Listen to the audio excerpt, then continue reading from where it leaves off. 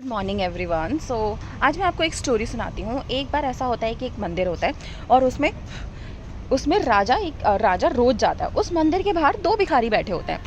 पहला हमेशा कहता है राजा कुछ देगा और दूसरा कहता है भगवान कुछ देगा। अब राजा भी शैतान होता है, वो क्या करता है, वो उसे ही देता है जो कहता है राजा कुछ देगा और दूसरे वाले को नहीं देता।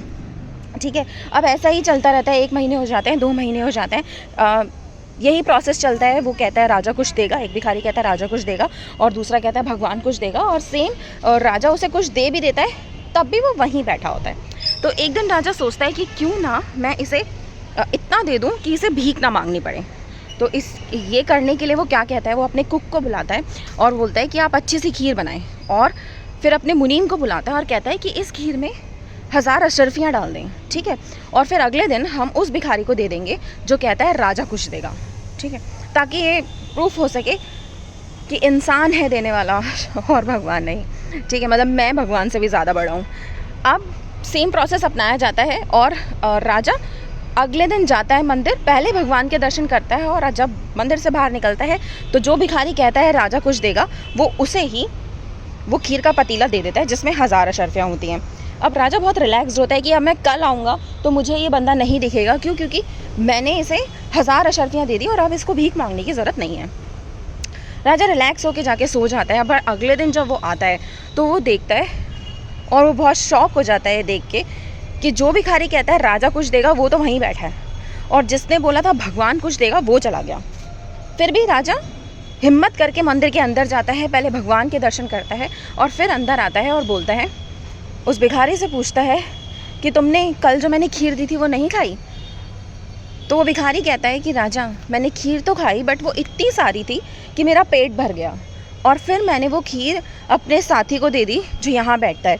मेरे आगे पीछे कोई है नहीं और उसकी फैमिली है, तो मैंने उसे दे दी वो खीर और वो लेके घर चला गया, और फिर वो उसके बाद दिखाई नहीं दिया। अब राजा सब समझ जाता है और वो ये और इसमें समझने वाली बात सिर्फ इतनी सी है कि देने वाला कोई इंसान नहीं, भगवान है। इसलिए किसी इंसान से कोई एक्सपेक्टेशन मत रखिए। एक्सपेक्टेशन रखनी है तो सबसे पहले ऊपर वाले से रखिए और फिर दूसरे नंबर पे अपने आप से रखिए, क्योंकि अगर वो देगा ना तो वो आपकी सोच से भी बढ़कर देगा। जब हमें कोई भी चीज़ देता है, फॉर एग्जांपल मुझे मेरे भाई ने या मेरी मॉम ने कुछ गिफ्ट दिया, ये हो सकता है कि उसमें मुझे कुछ कमी मिल जाए, मैंने मांगा नहीं, उन्होंने मुझे दिया, बट ये हो सकता है कि उसमें मुझे कुछ कमी दिख जाए और मैं उसे एक्सचेंज करा लूँ। वैसे ऐसा नहीं होता।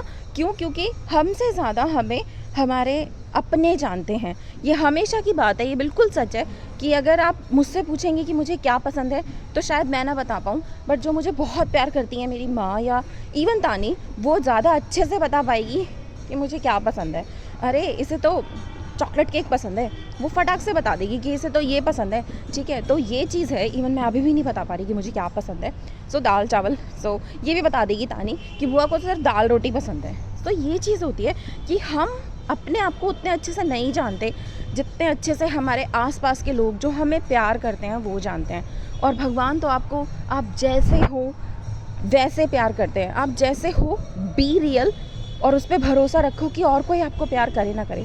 जिसने आपको बनाया है ना और जिसने आपको जन्म दिया है, वो 2 लोग आपसे बहुत प्यार करते हैं। इसके अलावा आपको किसी तीसरे को इम्प्रेस करने की ज़रूरत भी नहीं है और मेरे ख्याल से रिक्वायरमेंट भी नहीं है ना। तो इसलिए उस पर भरोसा रखो और अपनी माँ के टच में रहो, क्योंकि वही है जो आपको असली सुख देगी, धरती पे भगवान का फील देगी। और मंदिर अगर आपका मन करे शांति लेने के लिए, बहुत सारे मंदिर हैं। कोशिश करें सुबह 4 बजे मंदिर जाएं, क्योंकि वहाँ जब आप 4 बजे किसी भी मंदिर में जाते हैं तो वहाँ एक तो भीड़ कम होती है और एक पॉजिटिव एनर्जी, जहाँ जितने भी लोग आए होते हैं उससे आपको एक पॉजिटिव एनर्जी मिलती है। So thanks for listening me, keep watching me on my another playlist like coffee with CS Sonali Jaluka. This is again morning walk तो नहीं कह सकते, ये वर्कआउट ही है, workout with CS Sonali Jaluka, but I'll put it in the coffee with CS Sonali Jaluka, है ना। And ये भी देखें और सारी प्लेलिस्ट लेके ताकि मैं अपना चैनल मोनेटाइज कर सकूं। हाँ, वैसे थोड़ी बहुत बकवास किसी और की सुन भी लेनी चाहिए, है ना।